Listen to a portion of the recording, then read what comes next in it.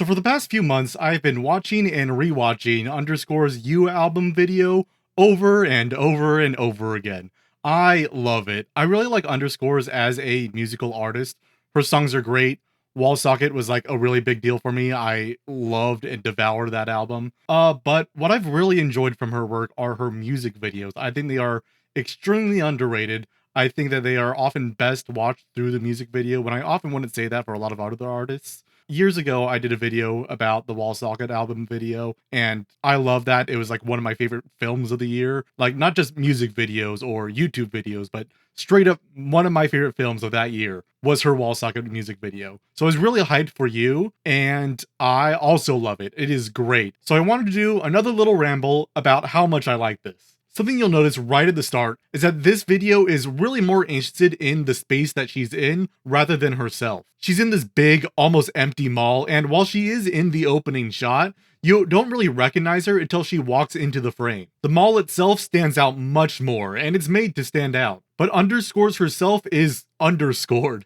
She's wearing these dark clothes that isn't really flashy at all, and while the camera follows her, it's not really interested in her. In film language, a wonder like this is often used to describe the relationship that a subject has with the space that they're in. We are focused on her as a character, but the space that she's in is what's changing. It's the most dynamic part of the piece. The use of lighting, intentional or not, is bringing attention to the store, the bright logos, the empty rooms, whereas Underscore's dark clothing doesn't really draw the eye as much. The camera also isn't following her directly. The camera frequently puts objects in the foreground, which obscures Underscores more, and gives a voyeuristic feel, like we're just kind of watching her within this mall while she dances around. It's kind of funny in a way. You also see a bunch of other people walk around and they don't seem to care about what she's doing. It gives that vibe of like dancing around in a store when you're listening to the music without caring about what other people think. But she is also looking to the camera. She's creating a relationship with the viewer, but not with the people in the real space that she's in. Her hair has like headphones on them, or something that looks like headphones,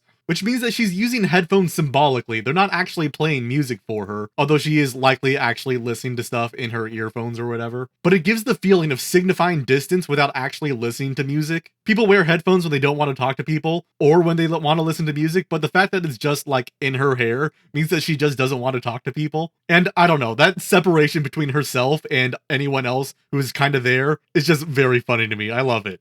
So the fact that she's paying attention to the camera and really performing for it is just kind of showing the way that digital media is reigning supreme over the old physical spaces. The mall is just a sad, empty place, and she's finding joy within it. There's also this theme of music in transit in these nowhere places that don't really matter. She's bringing a rolling suitcase with her that she quickly abandons in order to dance, and she seems completely uninterested in any of the actual stores. She's just in these walkways instead. Most music videos really want to elevate the subject. They're about how cool the singer is, especially in pop music, and especially in the kind of music that she's making. It's all about like love and fame and attention. But in the video itself, you don't see that as much. She is, as a figure, playing that part, but the music video itself isn't. I think this is best seen when you see her interact with the ads that she put up in the mall. Seeing an ad of yourself is supposed to feel somewhat like you've made it or something. Like, I am a person that is so worthy of attention